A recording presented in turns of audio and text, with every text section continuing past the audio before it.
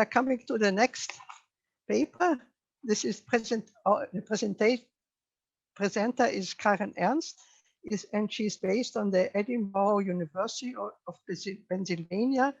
And her talk is about teaching furniture in New World, how wood furniture teachers around the world have adapted their teaching as a response to pandemic. Can I see her, Karen? Yes, I'm right here. Hopefully everyone can you. hear me. So hello, everyone. Thank you for being here. My name is Karen Ernst, and I am a professor of furniture design and woodworking.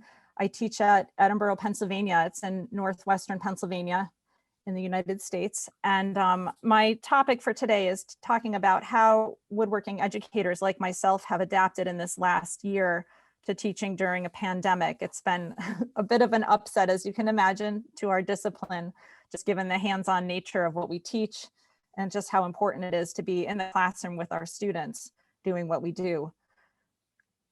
Let me just go to my next slide here. Why is it not? There it goes. Okay, so this is the school where I teach. We're a state school. We have a relatively large art department that I'm housed within. And so I teach everything from beginning woodworking up to advanced woodworking. I have a background in furniture design. I studied at a school in upstate New York, SUNY Geneseo, and then I received my MFA from the Rhode Island School of Design in furniture design. And I've been teaching here for 17 years, running the wood program. So I just wanted to show a few images of my own work so you have some understanding of sort of where I come from. I do everything from furniture to more sculptural pieces. A lot of the way that I teach is definitely influenced by my own work and my own interests. I think that's true of most of us. Most of us educators tend to teach sort of within our comfort zone. So I use a lot of local hardwoods from Pennsylvania. Luckily, we have a lot to pick from in this region.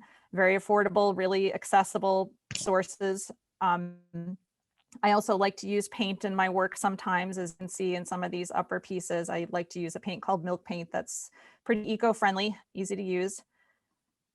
Here's some images just of the studio that I teach in. It's kind of small, but we make good use of the space. I actually just came from class right now. I'm in the middle of my Wood 1 class at the moment, but I said I have to give this presentation. I'm just going to step out for a bit. These are some images of my students. You know, I love teaching. I love sharing what I know with my students.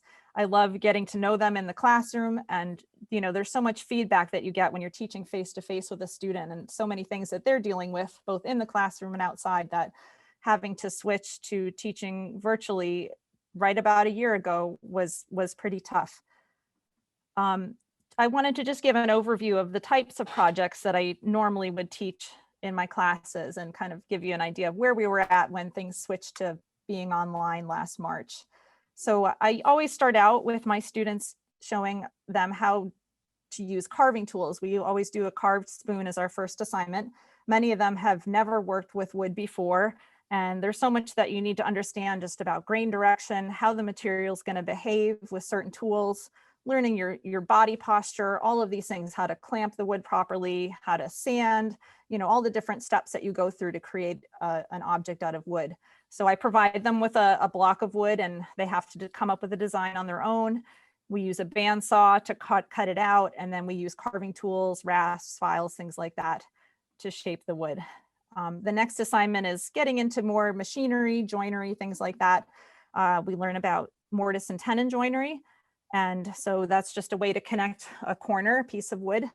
And once you know how to do a mortise and tenon joint, that really opens up the possibilities for so many things in woodworking to connect things that are structurally sound. And so you can see in these examples that I chose from this assignment, I have them create a frame for a mirror.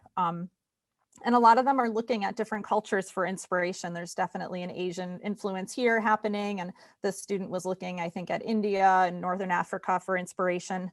I encourage them to bring other materials into their work if they want. So this student used some pierced brass elements.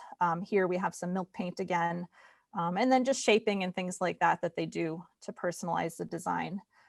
And for the final assignment in a beginner class, we talk about table design and construction. So again, using mortise and tenon joinery and just applying it in a little bit more three-dimensional way to a designed piece of furniture. So I try to keep it somewhat simple so that they don't bite off more than they can chew with this first assignment. And, they're learning about machinery, construction, how to make things square and flat and to come together in the way that they're hoping that it will.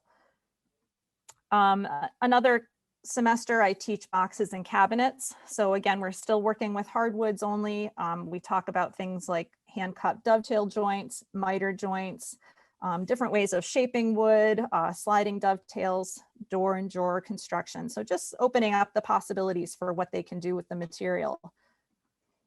And then a more advanced course that I teach is chair design and construction. And chairs are probably the most difficult thing in furniture to build because it has to be strong, it has to support the weight of a human being, it has to be comfortable, and we want it to hold up over time. So it needs to also look nice, ideally. That's another goal too. So you can see the variety of solutions that my students have come up with over the years. I had one student have a design for his senior thesis that he built 5 chairs of the same design.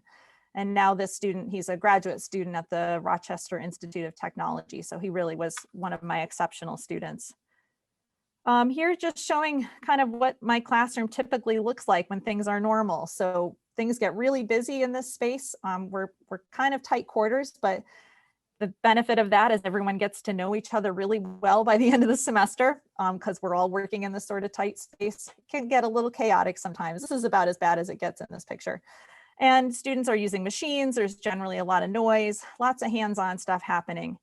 We also tend to have a couple of visiting artists every year. So this was a visiting artist we had I think it was last February, right before the pandemic kind of became such a big thing. This was Alicia Dietz, a woman who's a self-employed furniture maker who came and spent a couple of days with us talking about her work and doing some demonstrations, which was so great for my students. So then, as we all know, right around March 13th, I think was when things started to shut down here. And all our worlds turned upside down. So here I was looking through my photos that I had from about a year ago and found some handwritten notes of me trying to learn how to use Zoom, which here we are. I feel like I've gotten a lot better at it this past year, but we had a lot of trainings that were offered here at my school for how to get familiar with it. But I'm not sure that these notes were all that useful, but I think you sort of learn by doing, I suppose. And then also just thinking about these respirators, these N95 respirators that I usually provide to students.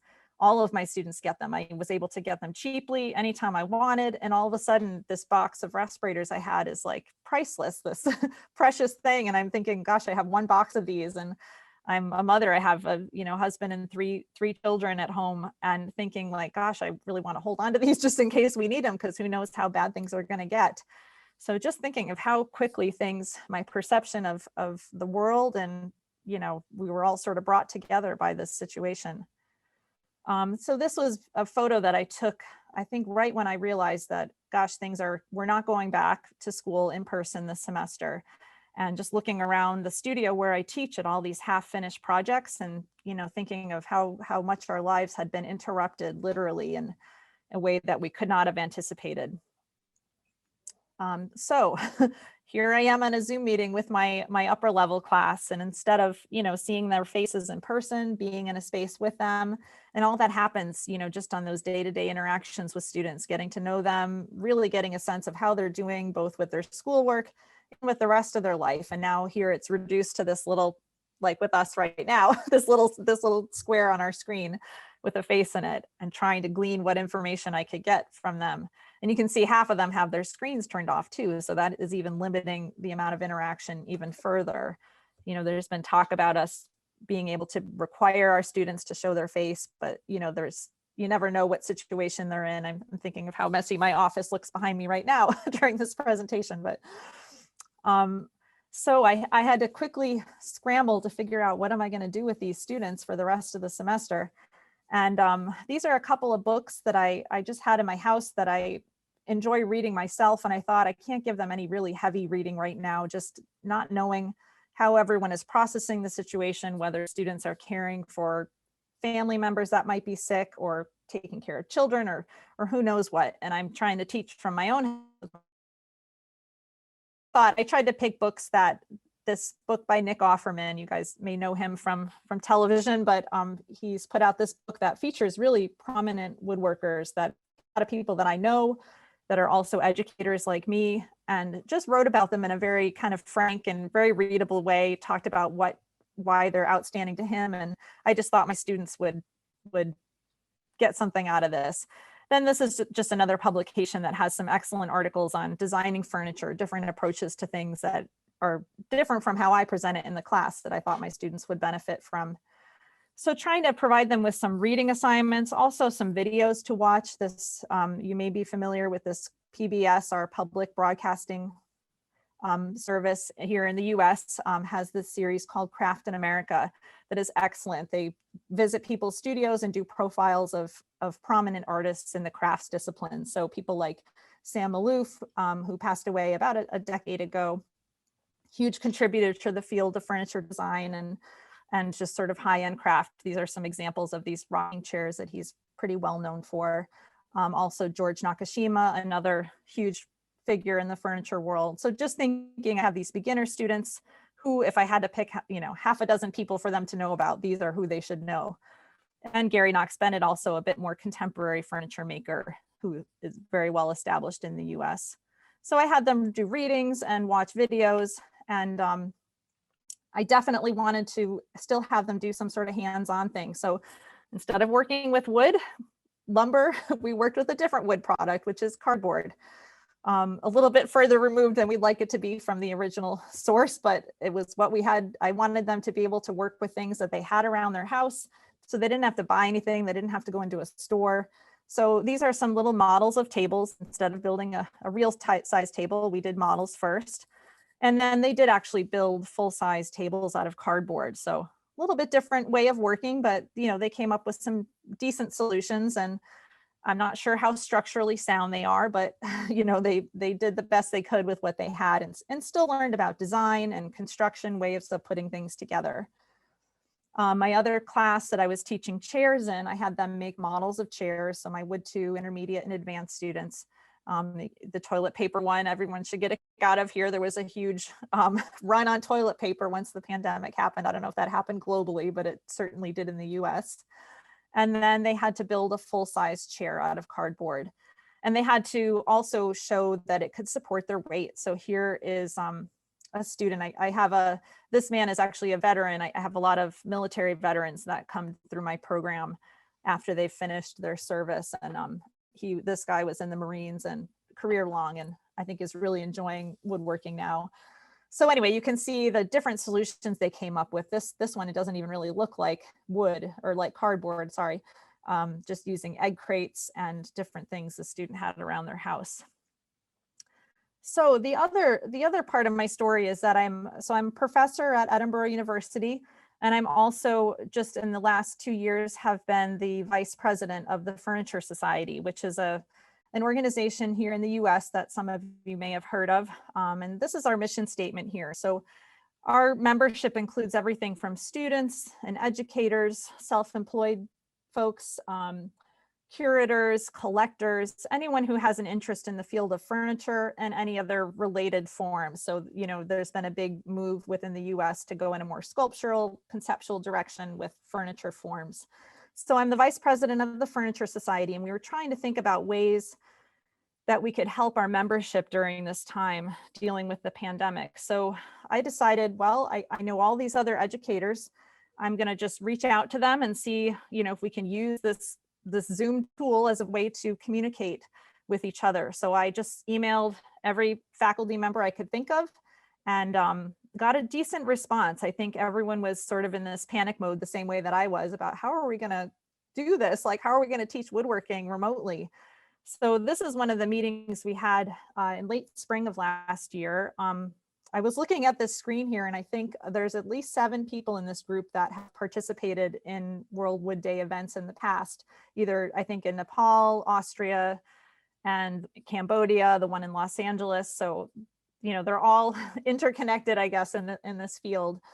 But it was just so great to have all these people together in the same space that were going through the same thing that I was going through. Like, what are we going to do with these students? Like, and how do we give them this hands-on component that's going to keep them engaged, keep them excited about the medium of wood, keep them excited about furniture. And it also really helped me to get to know a lot of these people better, just seeing their faces and being able to have a conversation with them. We had big meetings, we had breakout sessions, and we ended up meeting, I think, every 2 weeks throughout the whole summer, just all of us trying to figure out what the heck are we going to do with our students in the fall.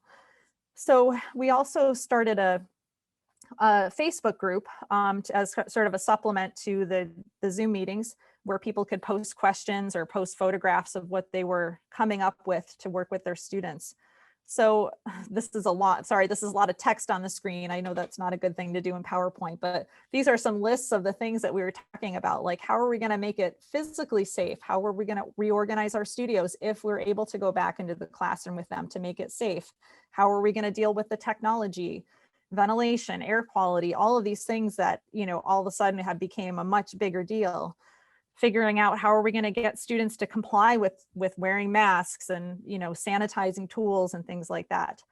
And then also thinking about if we needed to switch right back to online, should it come to that, like how do we be prepared for both of these scenarios to be safe in the classroom and then also have a backup plan should we need to go right to switching to teaching online. I've been very lucky to not have to teach online, and in the fall I was able to meet with my students in person and do our regular assignments. You know, we had smaller groups. I think I had to divide one class in half, but we were able to make it work. So I just was showing some examples.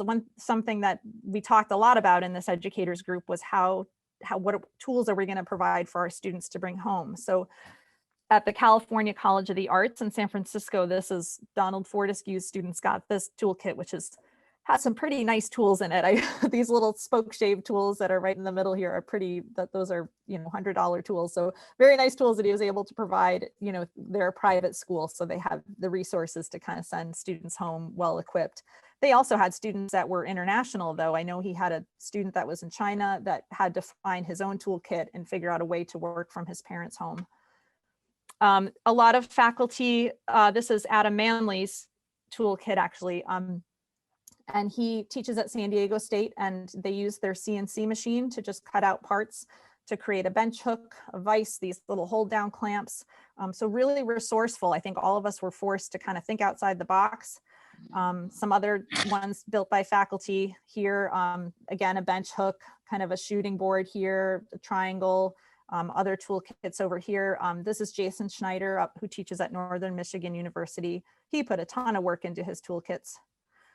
This is a critique with his students, so they were able to be in person, but I think had to have half the class learning remotely, half the class in person, then they would swap the next day, which I can't imagine how hard that was for him.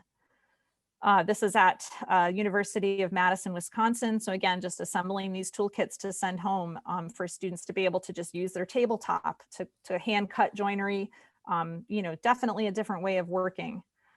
And here's Katie Hudnall, who teaches at Madison, Wisconsin, just sent me these pictures of, she assembled these little buckets of tools. And this photo on the right is the socially distanced delivery of tools. So she put it in the road, stand 10 feet away, the student would come and get it and take it home with them. So kind of crazy. All of it is just so different for all of us. These are some by Professor Zeke Leonard. So you can see how somebody came up with an idea, and then you see a lot of other people repeating that idea, like with how these are constructed. And he handmade these bevel gauges and mallets. They're really beautiful objects. And then this is my last image. So this is a photo of my students from the spring, and luckily we're able to meet in person. This class is big enough that I needed to divide it in half. So I just meet with about 7 students at a time. But I thought about having them take their masks off for the photo, but I thought, you know, this is hopefully a unique situation we're in that won't happen again. So I just felt like capturing that moment of how everybody looks. And I don't know, it's a weird time, but so I'm gonna just end my presentation here. Stop my screen share. So hope I kept that. I think I was right around 20 minutes. So. Well, Karin, thank you much for this exciting presentation. Wow, what creativity is coming out of pandemic. So really, I'm very much impressed by this spirit, yeah, to continue with education and to motivate your students. I know it's not so easy in times nowadays, but really to make out of it what is possible. This is really, really wonderful and exciting. Is there a question from the audience? So once more, congratulations for this initiative. And also to look around what is happening in other universities and other schools, how they can manage it. This really gives a very nice and interesting overview. Is there a question in the audience, from the audience? Somebody?